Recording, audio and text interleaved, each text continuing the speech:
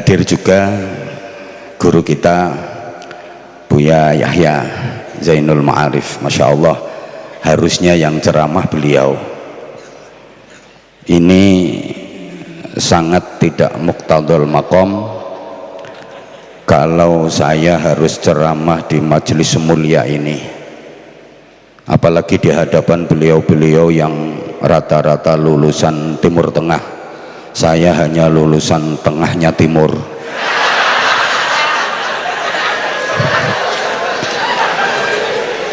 Harusnya Buya Yahya ini yang ceramah. Beliau benar-benar Masya Allah, kalau saya dibandingkan dengan beliau-beliau yang hadir di majelis mulia ini, jauh bainas sama was sumber minyak.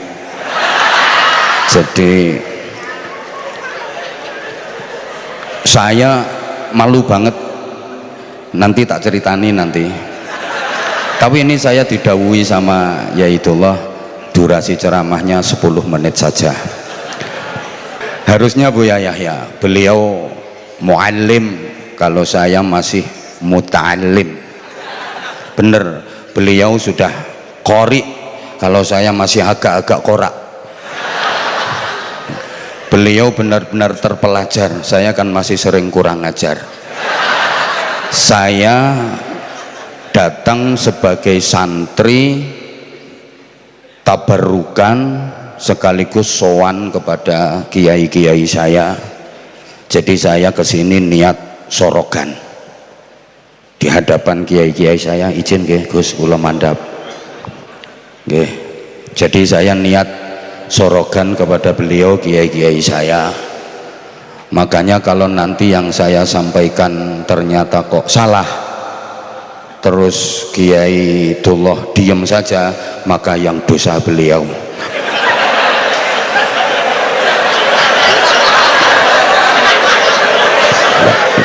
Saya kan sorogan, santri sorogan ke kiai, salah wajar. Kalau udah pinter ya nggak sorogan. Malah sesalah apapun santri ketika sorogan ke kiai pasti dapat barokah. Ini istimewanya pondok pesantren. Assalamualaikum warahmatullahi wabarakatuh. Bismillahirrahmanirrahim. Alhamdulillah min baini akhyari ibadihi wa akhyarihi al-mursalina wal anbiya wa ja'alahum wa afdalahum sayyidana wa maulana Muhammadan sallallahu alaihi wasallam sayyidal azkiya wa imamal atqiya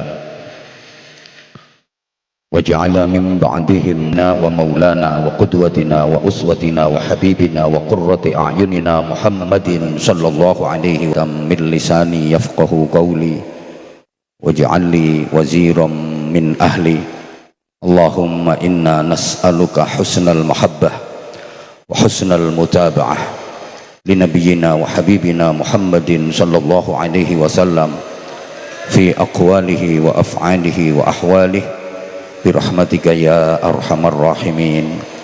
Amma ba'd. Sadat al-habaib al-ajilla wal-a'izza, yang mulia Habib Zain Baharun,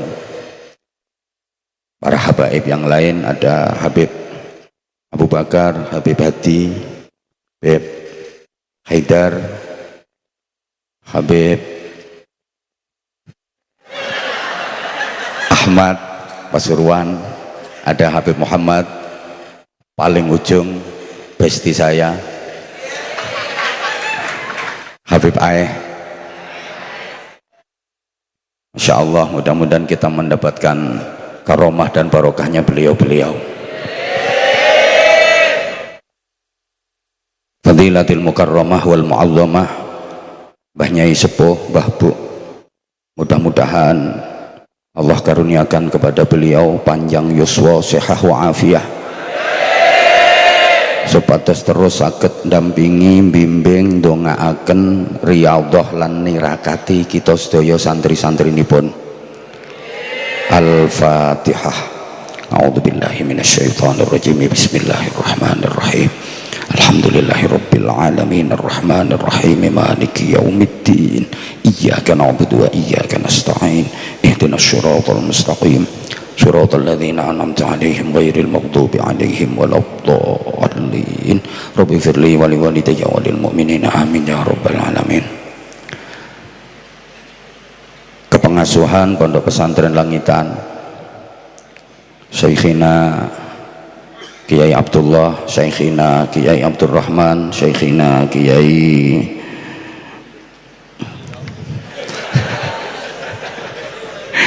Besti kok lali Kiai niki rodok Kiai Gus Maksum, Abi Hasan, wa ma'asyiral gawagis Persatuan Gus-Gus Pesantren, mata'anallah tula hayatihim wa nafa'anallah bi'ulumihim wa adamallah karamahum fiddin wa dunya wal akhirah. Nah, dan spesial Ustadz Nasir, Masya Allah, munsyidun jayyidun, yang mampu menyihir hadirun wasantriyun, mendadak jadi munsyidun jununun.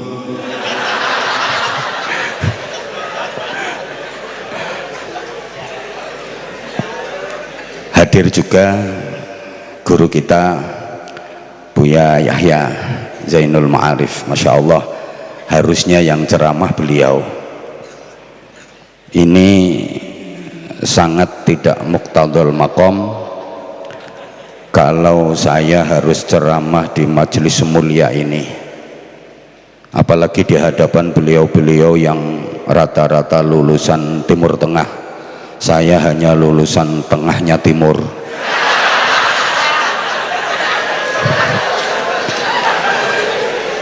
Harusnya Buya Yahya ini yang ceramah. Beliau benar-benar Masya Allah, kalau saya dibandingkan dengan beliau-beliau yang hadir di majelis mulia ini, jauh bainas sama was sumber minyak.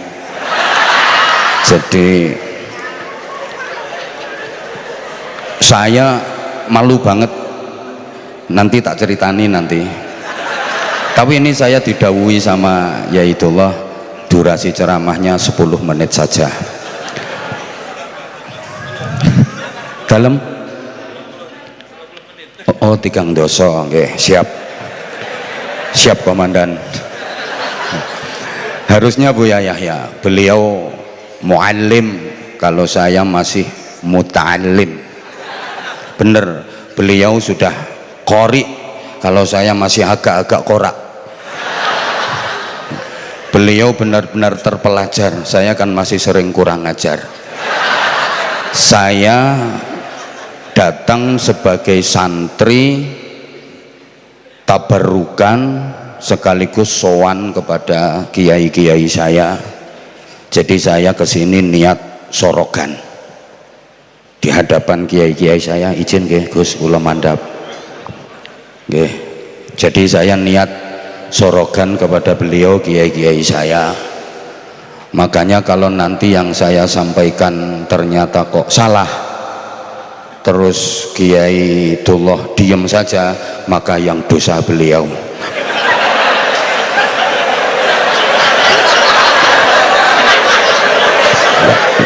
Saya kan sorogan, santri sorogan ke kiai, salah wajar. Kalau udah pinter ya nggak sorogan. Malah sesalah apapun santri ketika sorogan ke kiai pasti dapat barokah. Ini istimewanya pondok pesantren. Orang diajar kiainya bab tahrimul ghasab itu. Iya, ya ini di musola agung ini diterang nih, al ghasabu utawi ghasab iku minal kabairi, tetep setengah saking jumlahe pira-pira dosa gede. Dadi ngasap iku dosa gede, mantuk-mantuk kabeh. Kiyaine mudhun sandale ilang. Sing ngasap ya sing mantuk-mantuke paling banget itu. Tapi masya Allah ya, begitu pulang santri yang ngasap sandalnya kiai itu punya pabrik sandal. Makanya sampean pengen punya pabrik sandal, sesuk sandale Yaidullah sikap.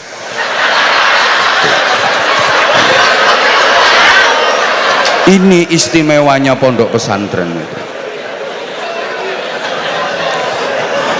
Allahumma sholli ala Muhammad.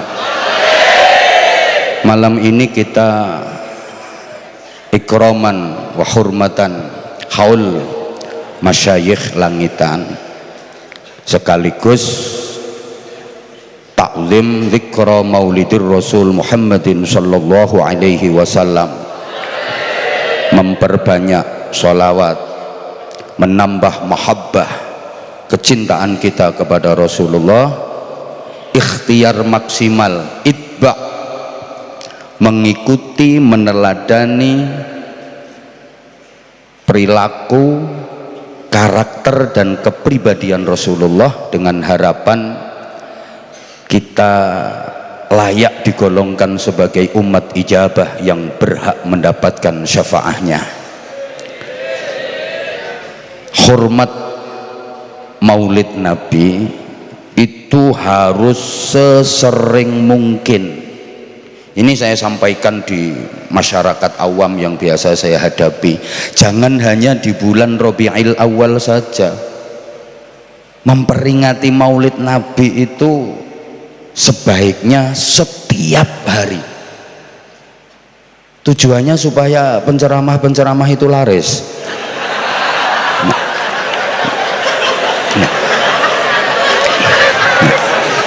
Enggak gini loh, agar kita diingatkan kembali dan terus diingatkan kepada sirah nabawiyah, perjalanan hidup Rasulullah, pemimpin agung kita, cermin indah kita, uswatun hasanah dalam seluruh aspek kehidupan kita, untuk kita contoh, kita teladani agar kita menjadi hamba-hamba yang baik dan benar, mendapatkan ridha Allah subhanahu wa ta'ala. Jarak antara kita dengan Rasulullah itu sangat jauh. Sekarang aja udah terhitung 1448 tahun dari hijrahnya Rasulullah. Coba hitung berapa jauh jarak antara kita dengan Rasulullah. Rasulullah kalau diibaratkan adalah sumber mata air yang sangat jernih, bersih, bening banget, gak ada noda sedikit pun. Sedangkan kita itu ibarat sungai-sungai kecil yang airnya kotor karena sampah, keruh karena lumpur. Keruh itu bahasa Inggrisnya the butek. Rasulullah itu sumber mata air yang jernih, bersih, bening. Sedangkan kita sungai-sungai kecil yang airnya keruh, butek, bahkan ada yang udah sampai ke tingkat litek-litek. Maka wajib hukumnya bagi kita untuk sekerap mungkin, sesering mungkin mendekat ke sumber mata air tadi untuk mendapatkan kejernihan, untuk mendapatkan kebeningan, agar kita yang butek litek-litek ini dapat kucuran dari air yang jernih dan bening tadi. Rasulullah itu uswatun hasanah, teladan yang sempurna dalam seluruh aspek kehidupan, sehingga Rasulullah bisa dicontoh oleh siapapun, apapun status sosial dan latar belakang kehidupannya, Rasulullah adalah teladan terbaik.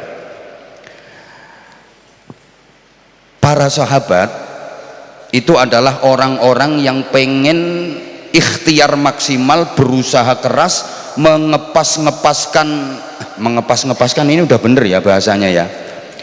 Pokoknya sahabat-sahabat niku priagung-priagung yang ingin bisa ngepas-ngepasno uripe supaya bisa kayak hidupnya Rasulullah, walaupun nggak ada yang bisa full persis kayak Rasulullah, nggak mungkin bisa. Tapi beliau-beliau para sahabat adalah pribadi-pribadi yang berusaha keras untuk bisa ngepas no uripe ben koyo uripe Kanjeng Nabi. Allahumma sholli ala Muhammad. Rasulullah punya 4 sahabat terdekat yang kemudian kita kenal dengan Khulafaur Rasyidin. Ini unik, yang 2 menjadi mertua Rasulullah, yang 2 jadi menantu Rasulullah. 4 sahabat ini karakternya berbeda-beda. Pertama, mertua beliau Sayyiduna Abu Bakr Siddiq radhiyallahu taala anhu, ayahanda dari Sayyidatuna Aisyah radhiyallahu taala anha. Sayyidina Abu Bakar itu karakternya kalem, lemah lembut, santun, arif bijaksana. Mertua beliau kedua Sayyidina Umar bin Al-Khattab radhiyallahu taala anhu, ayahanda dari Sayyidah Hafsah. Wah, ini keras, tegas, berani, adil. Sayyidina Umar itu keras banget loh, katanya keras itu ndak boleh, maka di mana-mana kan dianggap pelanggaran, itu ada kekerasan dalam rumah tangga macam-macam. Ini sebenarnya salah istilahnya, yang ndak boleh itu kejam. Jadi keras yang menjurus kejam. Kalau keras yang menjurus tegas, disiplin, lah itu harus. Kalau nggak ada kekerasan, lah bangunan pondok ini yang nggak bisa berdiri. Bayangkan cagae lemes kaya sosis. Lah bangunan ini bisa berdiri kan karena ada kekerasan. Nggak ada kekerasan, wong wedok-wedok ya ora iso meteng. Nggak ada kekerasan. Yang nggak boleh itu kejam. Jadi ini kan istilah saja toh. Coba maaf ya, sirahmu misalnya ora keras, iso lemes kaya gudir. Mendidik santri itu harus keras, tapi kerasnya itu dalam rangka disiplin dan tegas. Harus ya, santri kalau nggak didik kayak gitu ya nggak karo-karuan nanti. Sayyidina Umar ini luar biasa, saking keras dan tegasnya beliau. Misalnya beliau lagi potong rambut, digunting krek krek krek krek krek, beliau dehem saja gunting mencelat. Itu Sayyidina Umar. Lagi jalan bareng dengan para sahabat, grok grok grok grok, tiba-tiba Sayyidina Umar berhenti mendadak, grek, tanpa dikomando. Semua sahabat yang membersamai Sayyidina Umar otomatis ikut mandek, grek, saking hebatnya. Bahkan setan itu kalau melihat ada jalan mau dilewati Sayyidina Umar itu nggak berani lewat jalan situ. Misalnya dari timur sana ada setan, Sayyidina Umar mau lewat, balik kanan, saking takutnya. Itu yang lewat Sayyidina Umar, beda dengan Sayyidina Anwar. Nah, kalau saya yang lewat yang malah dirangkul sama setannya, ketemu koncone.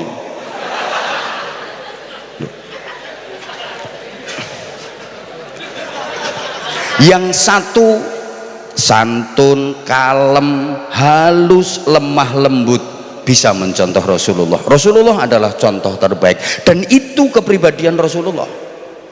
Satunya tegas, sakti, gagah, berani, adil, bisa mencontoh Rasulullah.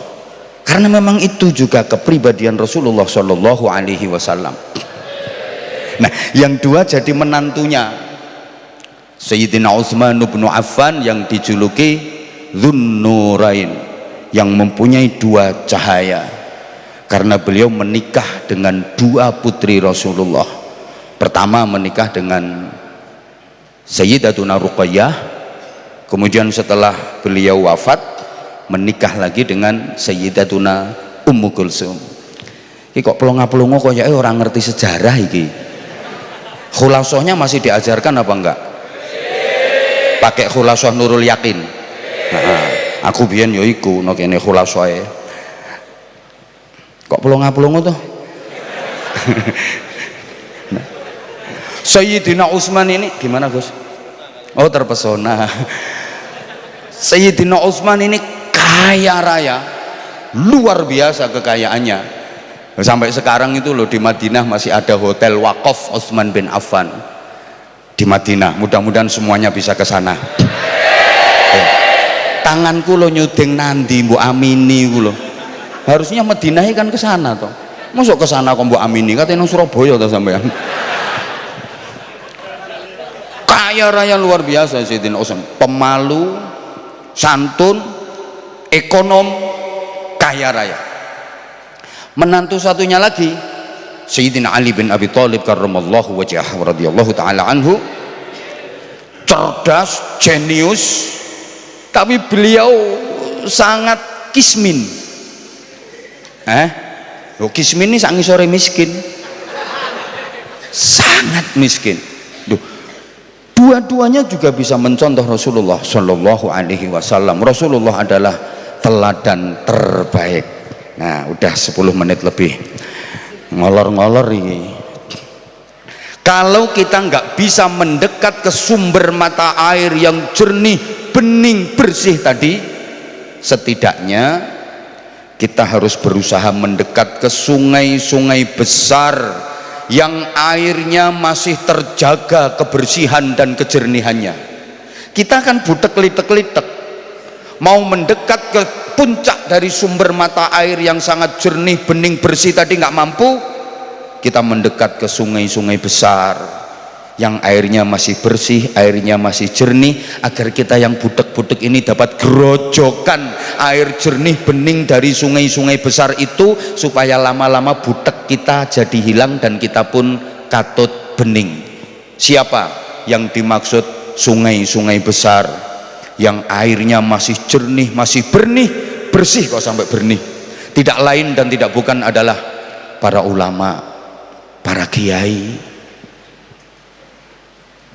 Ini maaf ya, kita yang butek-butek wajib hukumnya mendekat, mepet ke sungai-sungai besar yang airnya bersih jernih tadi. Para ulama, para kiai yang sanad ilmunya nyambung sampai hadratul Rasul Muhammad sallallahu alaihi wasallam. Nah, adik-adik, akhir-akhir ini kan ada upaya untuk menjauhkan umat dari ulama. Sesama ulama dibentur-benturkan. Masya Allah, kalau mengikuti media sosial kita harus ekstra hati-hati dan waspada. Tujuannya apa? Supaya masyarakat itu benci sama ulama, supaya masyarakat itu menjauh dari ulama. Kalau sudah seperti itu, fantadhiris sa'ah, tunggu saat kehancurannya. Macam-macam framingnya. Nggak usah kiai, apa itu kiai? Kiai podo wonge ngentut podo basine. Pokoknya langsung Rasulullah, langsung Kanjeng Nabi. Lah dia yang ngomong kayak gitu itu ketemu Kanjeng Nabi yo kapan? Lah terus dia tahu Kanjeng Nabi dari siapa kalau bukan dari ulama? Betul? Ada yang udah nggak doyan kitab kuning. Apa itu kitab kuning karangannya manusia? Lah yang bilang kitab kuning karangannya genderuwo ya siapa? Makanya sekarang udah mulai dijauhkan supaya nggak mau baca Fathul Qorib, Fathul Mu'in, Fathul Wahab, agar bacaannya berubah, bukan Fathul Wahab tapi Fathul WhatsApp, Raudatul Facebook, Kifayatul Instagram, Nihayatul TikTok. Itu sanad ilmunya sampai Fadilatil Mukarram wal Mu'azzam Syekh Google radhiyallahu anhu. Jadi nanti torikohnya pakai torikoh internetiyah. Lu siapa yang mengenalkan kita kepada Allah, kepada Rasulullah, yang membimbing iman dan takwa kita kalau bukan para ulama, kalau bukan para kiai? Dengan perjuangan yang luar biasa merangkul masyarakat Indonesia yang dulunya sama sekali nggak kenal Allah. Kan masyarakat Indonesia dulu begitu, masih banyak kepercayaan, masih banyak kejawen, Purbakayun, Sabto Darmo, Darmo Gandul, Gandule Darmo, ada Gugon Tuhon, ada Klenik, masih percaya sama Nyai Basingah, Nyi Blorong, Nyi Roro Kidul, Nyi Roro Lor, Nyi Roro Wetan, Nyi Roro Tengah, Nyi Roro Pojokan, Mak Lampir, Nini Pelet Gerandong, wa ala alihi wa ashabihi ajma'ina wa akta'ina wa absoin. Berubah drastis, hampir 90% memeluk Islam. Ini karena strategi dakwah yang luar biasa.